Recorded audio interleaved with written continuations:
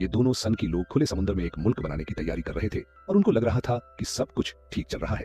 अचानक उस रात एक जबरदस्त तूफान ने उनको अपनी गिरफ्त में ले लिया। जब वो आदमी समझ नहीं पा रहा था कि क्या करे, तभी अचानक एक अजीब सी नाव वहां से गुजरी। इसके साथ ही वो आदमी मुल्क का पहला शहरी बन गया। ये आदमी प्लम्बिंग और बिजली के काम में भी माहिर था, इसलिए उन्होंने 3.5 दिन में एक हवेली बनाने के लिए एक और आदमी को काम पर रख लिया। जल्द ही उनके मुल्क ने और भी लोगों को अपनी तरफ खींचा। दूसरा टूरिस्ट एक मुल्क का बड़ा ओहदेदार निकला, लेकिन उसको करप्शन और रिश्वतखोरी के इल्जाम में नौकरी से निकाल दिया गया। लेकिन जब उसने सुना कि ये एक बिना कानून वाला मुल्क है, तो उसने यहाँ पनाह लेने का फैसला किया। उसने अपनी शहरियत बदलकर उस मुल्क को एक टूरिज्म स्पॉट बना दिया। इससे जल्द ही बेहिसाब सैलानी आए और सिर्फ 2 हफ्तों में उसने बहुत पैसा कमा लिया। लेकिन उनके कामों ने तुरंत बड़े ओहदेदारों का ध्यान खींच लिया, जिन्होंने जांच के लिए 2 एजेंट भेज दिए। वो लोग इस टापू पर कब्जा करने की कोशिश कर रहे थे।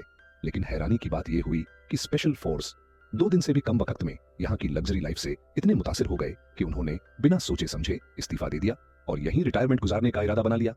इससे प्रेसिडेंट गुस्से से भर गया और उसने धमकी दी कि अगर वो वापस नहीं आए तो पूरे मुल्क में उनकी गिरफ्तारी का हुक्म जारी कर दिया जाएगा।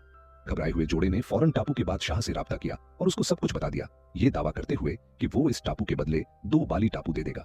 लेकिन भाई कियांग ने इतनी मेहनत से जिस मुल्क को बनाया था, वो इस पर कैसे राजी हो सकता था? ये जानकर प्रेसिडेंट फौरन गुस्से में आ गया। लेकिन जब वो अपने दफ्तर पहुंचा तो उसको बेहिसाब लिफाफे मिले। खोलने पर पता चला कि वो सब इस्तीफा देने वाले अफसर थे जो रोजाना टापू में शामिल होना चाहते थे और वहीं के शहरी बनना चाहते थे। मामला बढ़ता देख प्रेसिडेंट ने बिना सोचे समझे कह दिया,